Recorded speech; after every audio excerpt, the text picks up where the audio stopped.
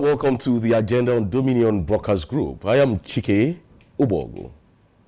On the agenda this morning, we'll be looking at several issues. But let's start this way. Before we go to the main crux of the matter,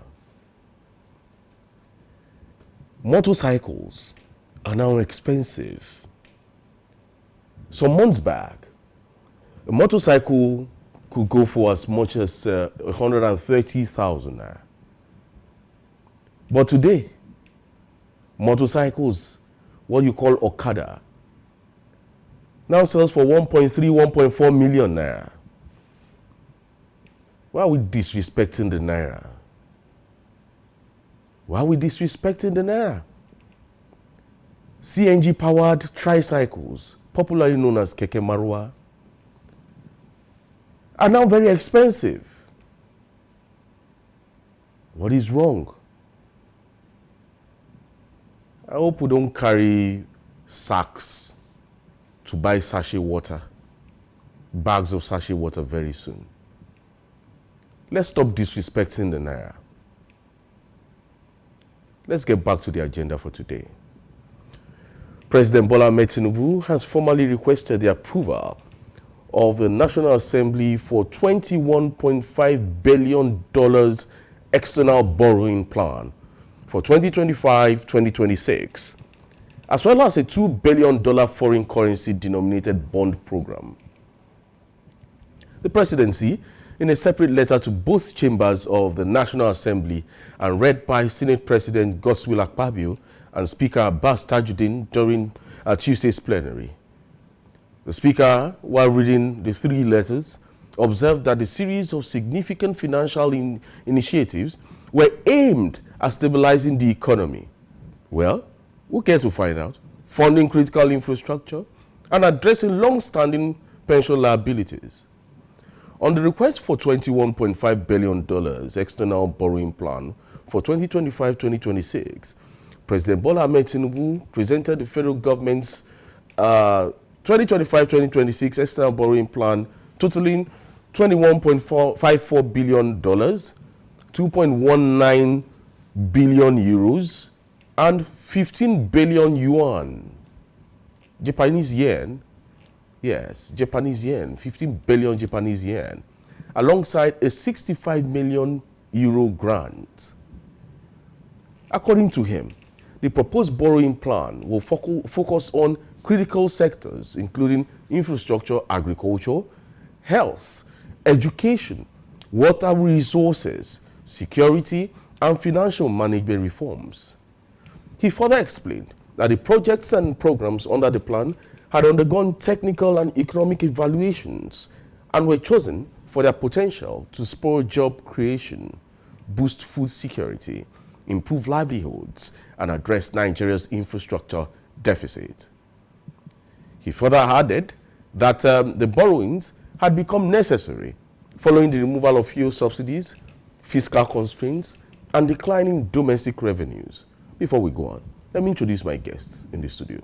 With me this morning is Dolapo Charles Anjorin, in-house analyst. Good morning, and it's good to have you again. Yeah, good morning, Mr. Chike.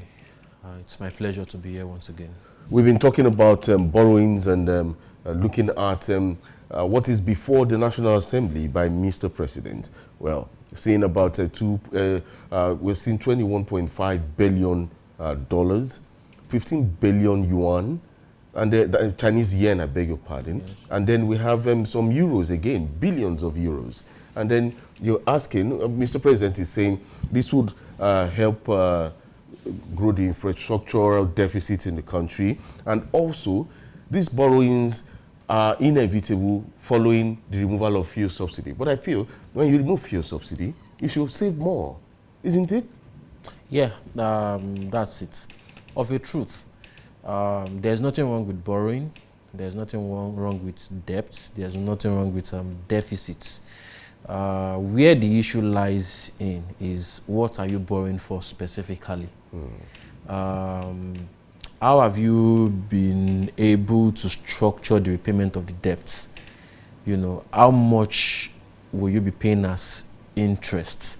So these are the major questions. But it's different in the case of Nigeria because when you look at what is happening recently, there's a lot of budget insertion. Let me say insertion of extraneous line budgets, you know. When you say insertion, are you like trying to call it budgets? padding? Yes, padding. Okay. Yes. So about 6.93 trillion insertions, you know, was actually found in the 2025 budget, you know, ranging from street lights. You know, according to the line items, a street light will cost 232 million naira to install one street light. And, you know, take as an instance, Federal Ministry of Agriculture's budget, you know, went from 242 billion to 1.9 trillion naira overnight. You know, this is to tell you that the National Assembly added a whooping 1.7 trillion naira, you know, to this budget. So that's about 1,600% increase. So, and not only that, when you also look at the budget, you have ACON, you know, an agency under the Ministry of Information, you know, specialized in advertising. You know, why would that agency be saying they want to construct a link bridge, you know, for 1 billion naira in the Ebonyi State? So you also look at... Is the bridge meant for advertisement or what? Because I know ACON is the body responsible for managing advertisement, exactly, both outdoor and indoor adverts. And indoor adverts. So I don't know what's their business with building bridges, you know. So this maybe the bridge will just be a form of advertisement, putting billboards on the bridge, maybe. I don't think so. I think that was on a lighter note, if I'm to interpret it correctly. Well, they need to come tell us why they are involved, you know, in building so bridges. A lot of illegal insertion of budget padding, you know, in the 2025 appropriation bill. You look at an institution like Federal Science of Technology, you know, they are in charge of you know, buying furnitures, you know, for traditional rulers. So you begin to look at it. What is the correlation between all these agencies? Agric is, you know... You just mentioned Federal... Science of Technology. Federal University of... no, Federal Science of Technology. Yes. Buying or purchasing furniture. Purchasing furnitures, you know, for traditional rulers. Yeah, maybe traditionalism right now, maybe voodoo is part of science, and they're trying to prove it to you, and so giving the traditional rulers a comfortable seat for them to practice their voodooism.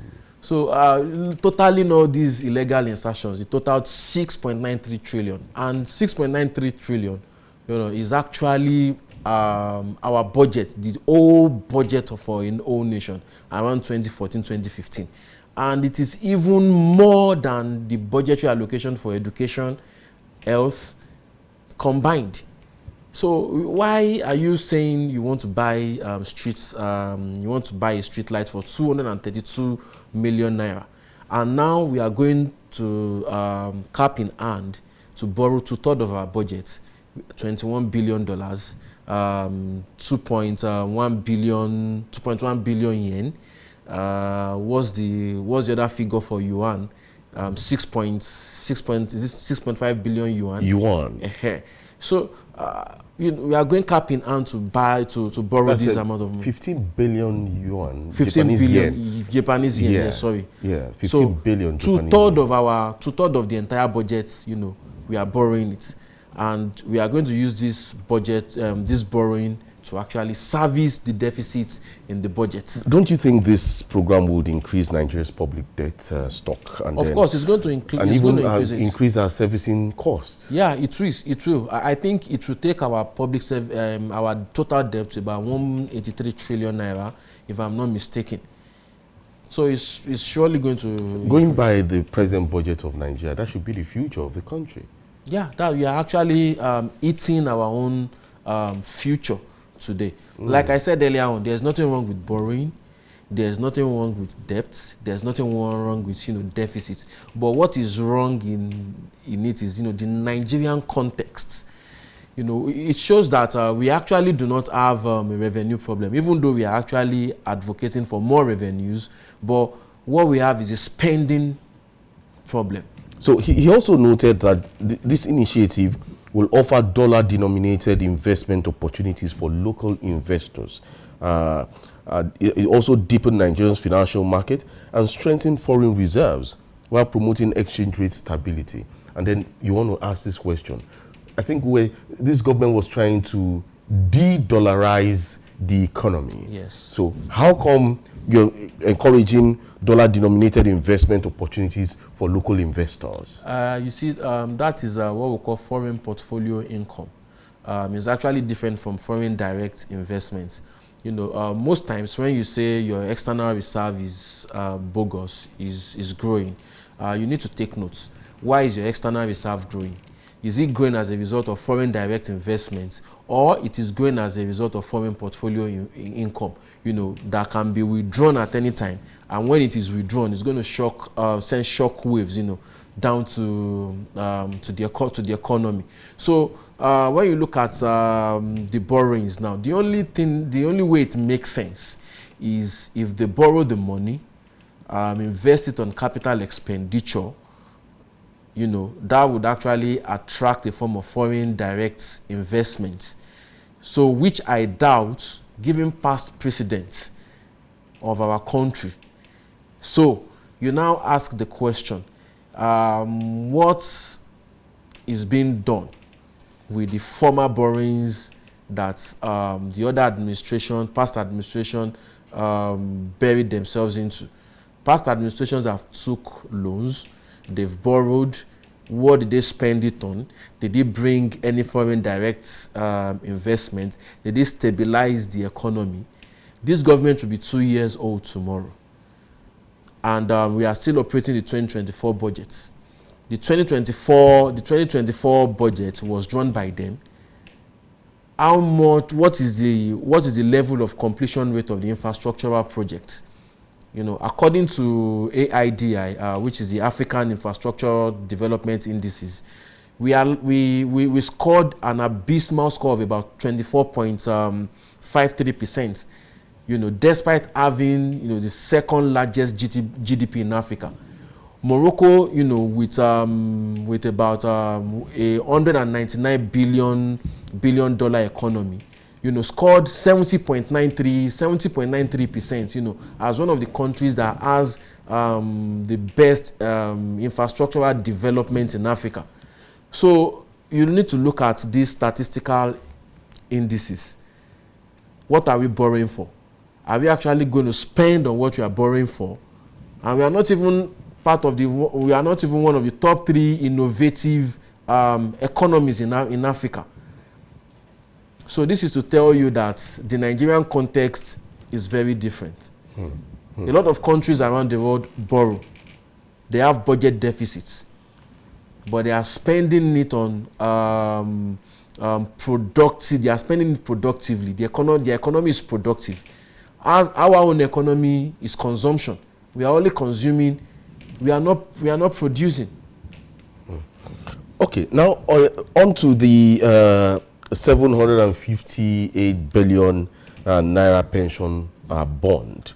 Yes, the president sought approval for the issuance of federal government of Nigeria bonds totaling 757.98 billion naira just to settle outstanding pension liabilities under contributory pension scheme as of December 2023. Well, referencing the provisions of the Pension Reform Act 2014, Tinubu noted that the government has struggled to meet its pension obligations over the years due to revenue challenges. So many pensioners are yet to even receive their funds, arrears. Yes. Just because Mr. President says it was due to revenue challenges for our pensioners. So now the question is, people work for 35 years, they retire, you can pay them because you say there is these challenges of revenue coming into the country, the government coffers. Yeah, if I can recall, when they started the construction of this Lagos Calabar Coastal Road project. You know, one of the funds that financed this 700-kilometer project, you know, was what a pension, the contribution fund, you know, of the pension scheme. I guess the money has not been returned. And when you look at the economy also, you look at the inflation rates, you're talking about 23% now. So the government has been borrowing from all angles, including barrels of crude oil that we produce on a daily basis. Mm-hmm.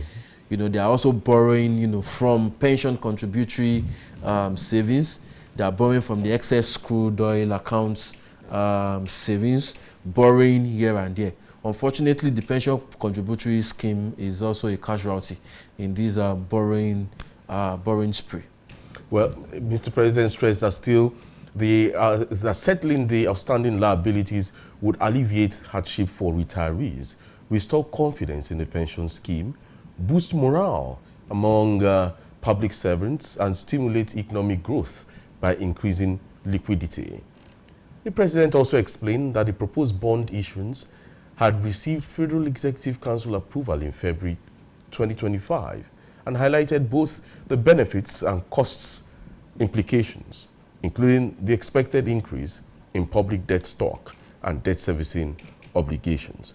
Well, still on the pension thing, well, there should be some respite very soon if this is approved by the National Assembly. But do you see this request made by Mr. President being approved by the National Assembly? I think they don't have a choice. They have to approve it. When you say they don't have a choice, can't they scrutinize and even stop one or two? Or do you think it's in the well-meaning interest of Nigerians? If they don't approve, pensioners will protest, you know, and it's going to, you know, soil their image. They wouldn't want that. They are dealing with a lot of negatives already. So adding this pension issue to already accumulated problems, I mean, it's not good for optics for them. So they would have to do whatever they have to. So doing this is not saying that they're a rubber stamp, but they just have to do this. They just have to salvage or preserve the remaining life of the retirees. Exactly, preserving the life of the retiree, and also trying to, you know, preserve the remaining dignity, you know, of this administration. Oh, some dignity lost? Is that what you mean? Yes. Oh, this administration has lost some dignity. Yeah, they have, obviously. How? Well, it's very obvious in the everyday life that we live in Nigeria, you know. So that's a form of loss of dignity. No, when you say loss of dignity, what do you mean? Well, the average Nigerian is not living fine. You know, how much are we buying PMS? Even though Dangote is actually trying to crash it, it's trying to reduce the fuel pump price now. You look at how much they are selling a bag of rice. I mean, daily lives. I mean, there's no good hospitals, there's no good infrastructure, there's housing deficit. So that's a form of loss of dignity. Yes. We'll go on this break. We'll be back in a bit. Stick around. Don't go away.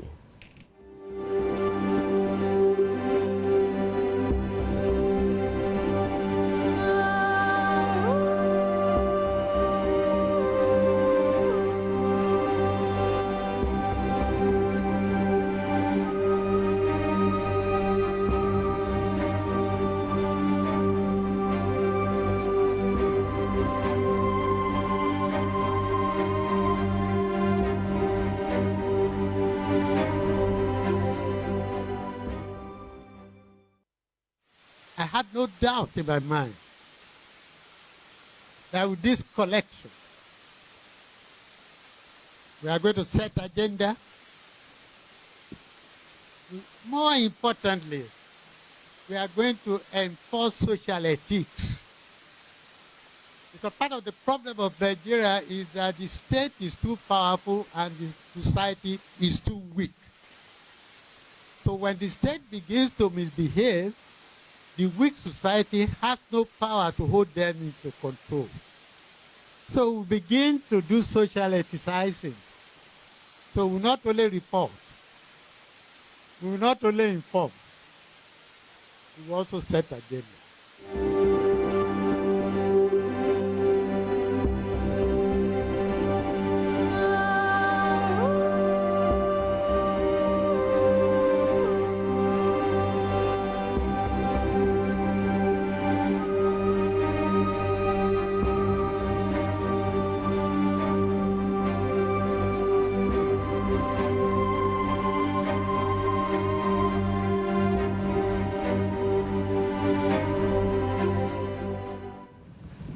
All right, welcome back from that break. It's still the agenda on Dominion Brokers Group. Yeah, let's delve into this topic and then leaving the budget, the borrowings and the bonds. Now let's look at what's happening in the United States. United States President Donald Trump has ordered American embassies to stop the scheduling of new student visa interviews as his administration moves to expand social media vetting for international applicants. Very interesting. A memo from Secretary of State Marco Rubio is to diplomatic missions confirmed that the suspension will remain in place until further notice and further guidance is issued. While students with already scheduled appointments may proceed as planned, embassies have been directed to move or remove all unfiled appointments from their calendars. This is further tightening the U.S. immigration policy under Donald Trump, who has previously taken aim at universities over campus protests and alleged anti-Semitism. But in recent months, the Trump administration has revoked visas for several pro-Palestinian student activists, saying the moves are part of broader efforts to combat anti-Semitism at American universities. Well, Dolapo, this is Trump at it again. Well, no more student visas, and those that have been scheduled already will be attended to. However, no more scheduling of student visas. And this is, people have said, bookmakers have said this might just be an aftermath of what happened some months back where pro-Palestinian students in America protested, and we went Ori. And now Mr. President, that's the President of the United States of America, has come up to say no more student visas to America for international students. Well, I think that this has nothing to do with the protest from pro-Palestinian students. This has been one of Trump's cornerstone campaign rhetorics right from 2016. So I think this is just virtue signaling to his base, a form of like political motivation. You know, he said it during his campaign that there would be an expanded scrutiny, you know, for immigrants coming into the United States. It's so sad that, you know, they have actually temporarily altered scheduling of interviews, you know, for international students. Of course, it's going to have key ramifications, implications, you know, for the American economy. Take as an instance, America play host to like about 1 million students, you know, every year, which brings about $40 billion into their economy. This is according to NAFSA. It means that some schools actually, you know, thrives on tuition fees from international students abroad. So if you are halting this process, it means economically some schools will have to, you know, go through some form of financial constraints, which will make them, you know, lay off certain workers, you know, within the community. It also questions privacy invasion, because this is ethical. So it means the algorithm or whatever human individual that is vetting social media posts of international students might possible, misconstrue certain political nuances, because of cultural bias or because of political ideologies. They might misinterpret it. So this is going to bring like a form of anti-Semitism, towards certain region or towards certain individuals. So it was a question of ethical decisions, about privacy. So it comes with a lot of implication. Like I said, schools in New York, California, etc. They depend so much on international tuition fee. So it means they would have to go through financial constraints. And I think for Nigerians going to America to study, I think we churn out about 17,000 students, yearly. This is as our last count in 2022, according to data. So basically, before anyone will be traveling to the US for schooling, it will be an issue of vetting one's social media pages. Yeah, that's a national security measure to see if there's no affiliation, to terrorist organizations. But don't you think that measure may not suffice, considering the fact that I don't people think can open several social media pages and doctor it, and I think for with it the kind to look like heaven is clear. I think with the kind of technology that we have now, it will be very, very easier to detect a subsidiary bot account, opened, as a pseudonym. There's a lot of AI technology that can easily detect that, so it cannot escape that scrutiny. But as far as I'm concerned, it's just a waste of time, because I don't think there's any evidence so far nailing a student who is holding a visa, to terrorist affiliate organizations. I don't think there is any concrete evidence, at least based on past precedents. Well, maybe the one that's not been made known publicly. Some of these things could just be made, tied under wraps and then settled by the CIA and the FBI and even the DEA in America. Well, let's move on. Yes, for those who want to travel, make sure you have a clean mindset, a clean bill, so that when you're moving to America, by the time this ban is upheld, then you have a leeway to the United States for study. Moving on to political matters, party matters in Nigeria.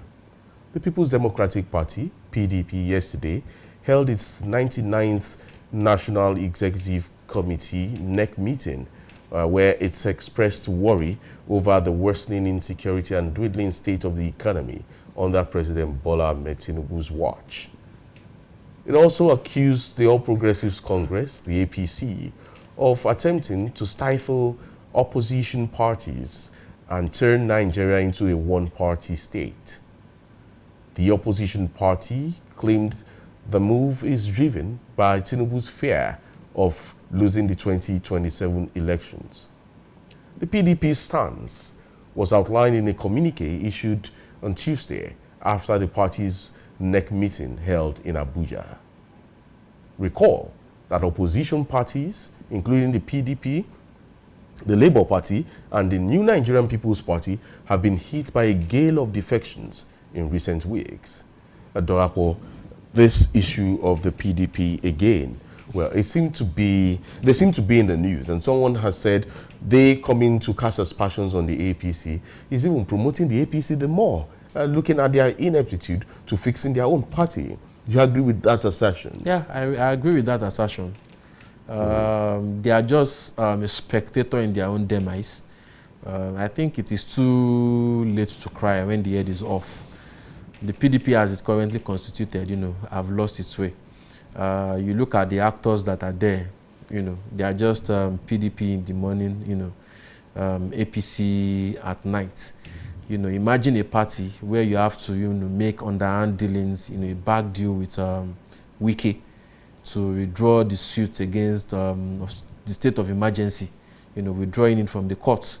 It shows that the party is not serious. And when you look at it, with the current hijackers of the party that have sold the structure of the party to the APC, the ones fighting to regain the structure of the party are also trying to get the structure of the party to, sell it to the APC. So it's a case of two thieves, who wants to achieve the same agenda. The Robin Hood ideology. Yes. Okay. So that is exactly what is happening. The PDP accused the All Progressives Congress of attempting to stifle opposition parties and turn Nigeria into a one-party state. And then saying that, claiming that the move driven by Tinubu, by the APC, is that President Tinubu is scared of losing 2027 elections. That's why he's trying to stifle the opposition parties. That's the thought pattern of the PDP, as it were. Like I said, we should take their whatever communique, whatever they've put out there, we should take it with a pinch of salt. It holds no water. As far as I'm concerned, I'm not sure they've been able to convince Nigerians that they are a better alternative. You see a governor in their ranks, is defecting soon, and is threatening commissioners to either, resign or defect with him. Is that a serious party? A party that has not paid its ground rent for like how many years? But it's not peculiar to them alone. Well, yeah, you have other government agencies that have not paid their ground rent. The FIRS is there. You have some fuel stations. Is it now? You have so many. We need to look at. We need to look at the optics too, because you look at the optics in the sense that the person orchestrating this move from behind the scene, has an agenda. It makes it look like, okay, I'm going to punish this political party. Are you talking about Wike? Yeah, I'm actually talking about Wike. I'm going to punish this political party, which he belongs to at this moment. Yeah, he's trying to dismantle. He's trying to dismantle the party, to hold the party down, so that his own personal agenda will be fulfilled. And I'm Is that why he's going after the PDP for not paying ground rent? Yeah, it's the reason he's going after PDP for not paying ground rent. And I'm even happy that this is happening, because there have been lots of talk in the past that is the one funding the party. So if he's the one actually funding the party, how come 7 million naira have actually escaped his notice and he couldn't even pay for the ground rent? Like I said, he wasn't funding the party. I used to say on different fora, he was only funding his own personal interest in the party. He wasn't funding the PDP. Wike was not funding the PDP. He wasn't funding the PDP. I can say it anyway. Doing then? He was funding his own personal interest. This is a typical example of what has happened. So if you have been funding the party, you must have paid the ground rent. Well, former Jigawa State Governor and Chieftain of the People's Democratic Party, PDP, Sule Lamido, has declared that he will not attend party meetings unless Nyesom Wike and Samuel Ortom, among others, are expelled. Lamido made the Wike and Ortom expulsion declaration in an interview with journalists. The former Foreign Affairs Minister, who incidentally is a member of 2 statutory organs of the PDP, which is the National Executive Committee and the Board of Trustees of the PDP, listed Minister of the Federal Capital Territory, Nyesom Wike, and former Governor of Benue State, Governor Samuel Ortom, amongst individuals who should have been expelled from the main opposition party for working against its interest in the 2023 general elections. Lamido, who recalled his stewardship as National Secretary of the defunct Social Democratic Party when he championed the expulsion of late Arthur Nzeribe from the SDP, expressed regret over lack of discipline in the PDP. Do you go with him, saying that the likes of Wike and Ortom should be expelled before he would partake in any events in the party? Yeah, I align with Sule Lamido's thoughts. The PDP lacks discipline. No. The precedent that is currently being set is a very dangerous one, and it's very, very important for the survival of that party. So are you saying Wike, Ortom should be sacked? Yeah, they should be sanctioned. The G5 governors and everybody that worked in tandem. But the same G5 governors you're talking about, Sheyi Makinde, the governor of Oyo State, is a member of the G5, or was a member, as it were. He is still a member of the G5, yes. But now Wike is fighting him. If you believe Wike and Sheyi Makinde is actually fighting, then I have an island to sell to you in Ibadan. Okay, but it is there. Wike came up with a statement. He called the governor of Oyo State a betrayer. Let me tell you something. They are not fighting. They are just playing a script. So are you saying the governor of Oyo State should also be sacked from the PDP as a member of the G5? The party is bigger than anybody. It's actually bigger than anybody. The G5 sold the party. Yeah, they sold the party. So any sane person should want to instill discipline. You see, what is playing out inside the PDP is one of the major reasons why so many people don't want to come into politics. Yes.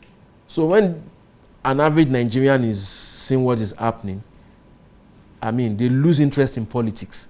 So it means that in future, a political actor too can also do the same and also make reference to the likes of Wike, which is a bad precedent. Well, Sule Lamido says here, and he says, today, people openly working against the PDP are still being tolerated. He says someone like Wike, who claims to love the PDP, but is clearly undermining it, should be expelled by the National Working Committee. Why hasn't that happened? He went further to say, look at the BOT. People like Otom, who declared support for Peter Obi in 2023, are still members. That's why I've said, and I would not attend any PDP meeting unless Wike is expelled and people like Otom are removed from the BOT, end of quote. He further goes ahead to say, I remain a PDP member, but I will not participate in party functions or answer calls to meetings while these individuals remain in leadership. Well, he's still talking about these two individuals. He seemed to have issues with them, but whatever they did, would you see it as anti-party? What they did clearly was an anti-party. Okay. It was an anti-party. Being in the party and declaring your support for a presidential candidate of another party. These are the guys that made the rules in 2020, going into 2023 elections. They were the ones that said they shouldn't zone the party tickets. They were the ones that first of all said the ticket should be zoned to the south. You know, when they found out that, okay, if it's going to be zoned to the south, it has to go to the southeast. And their man, Wike, will not get the ticket if it is zoned to the southeast. They now decided that they should throw the tickets opened. Everybody went to the field, they contested for it, and, you know, I believe the best candidate won through politicking. You lost, their candidate lost fair and square. As far as I'm concerned, in fact, that internal election was adjudged as, you know, one of the free and fairest elections in the history of Nigeria after 1993 elections. You mean the primary? Yes, the primary election, where everybody watched it live on TV. You know, your candidate lost. It is as simple as that. And it was this same your candidate that said he's not going to lobby for the vice president. But he was lobbying for the vice president behind the doors. So, what is the sin of the PDP, of the party? Just because your candidate lost the ticket, and this very candidate has been inconsolable since then. All right, he further says, how can I sit with someone like Otom in the BOT to discuss the future of PDP? Or someone like Anyanwu, who is rejected in his own zone and now being imposed by another zone? These are impostors. The former Jigawa State governor described the FCT minister as an ingrate, bent on destroying the PDP, coming back to what you said, which he noted was the platform that brought him to political relevance. And he further goes ahead to say, here is someone who was honored by the PDP, brought into relevance by the PDP, and now turns around to fight the very party that made him. Wike is, quite frankly, a disaster. What he has done is un-African and un-Nigerian. I don't understand how someone, simply because of his own ambition, can take things so personally and act so destructively. To seal the PDP secretariat, a party that produced you, nurtured you, no matter your grievances, no matter your bitterness, it is like destroying your own home. He claims he financed the party, But is it wrong for a son to take care of his own mother? Does it now mean the mother must submit to the son and take orders from him simply because he is providing her clothing? These are the words of Sule Lamido of Jigawa State. Shredding Wike into shreds. But can there be a reconciliation? At this point, I don't think there can be a reconciliation. I don't think so. Are you then saying that PDP should just forget about the 2027 elections and then plan for 2031? They should forget about 2027 elections. And I think they should even forget about subsequent elections in the future. If this current setup is what they will retain. Because let me tell you something. In politics, next election, there are some people that would also come with a retaliatory mind who are already vexed. When we were supposed to, actually get power, you worked against us. So if that same faction that worked against you, eventually the power, the pendulum actually swings to their side. See, there's no forgiveness in politics. There is no forgiveness. So it becomes a recurring decimal. It's a cycle. And the party will eventually die. And for the party to eventually come alive, the party needs to die first. Then they can evolve. Well, yes, Wike has not. He hasn't done well at all. Okay, so Sule Lamido further went ahead to say that Wike is thinking in a very rapt way. He lacks the values and traditions that define our political culture. I'm glad, however, that President Tinubu intervened. The office was reopened by his order. The very man Wike is trying to please by destroying his own political family is the one saying, no, you cannot do that. So in a way, Tinubu has exposed him. How did Tinubu expose Wike? You see, when you overplay your hands sometimes, you will get your hands burnt. You know, Wike as a person has these traits to overdo things. You know, there is no application of wisdom in whatever he has done. I don't think Wike has any personal business. Politics made him. So was Wike actually falling before, doing what he's doing now? Was he seeing himself as losing out in the PDP, and then he now decides to fall, to take everybody with him while he's falling, especially trying to destroy the PDP? You know, when you are grieving, I think there are stages of grief. I think you have stage one. What is the grief? What is the grief with him? The grief is because he lost the primary ticket. He was so sure he was going to win that ticket. He was so sure that nobody could defeat him. Are you saying Wike is a miscalculated politician? Well, he miscalculated, yes, in 2023. He miscalculated. And I think he overrated himself beyond what he thinks he is. And so now he's minister. Yes. Trying to control the state. Exactly. And the PDP constitution says that the governor of the state is the party leader of the state. Is the leader of the state. So he has not been able to handle the situation very well ever since he lost that presidential ticket. You would see that.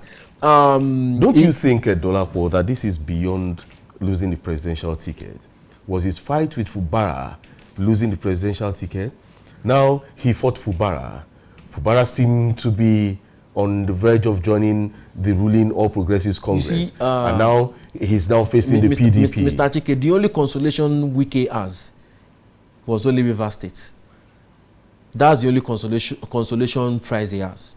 After everything, he believes that, okay, with Rivers State, he can be able to negotiate any political terms he wish that satisfies his own sentiments. Has he lost Rivers State now? No, he hasn't lost Rivers State. As a matter of fact, he has won the battle.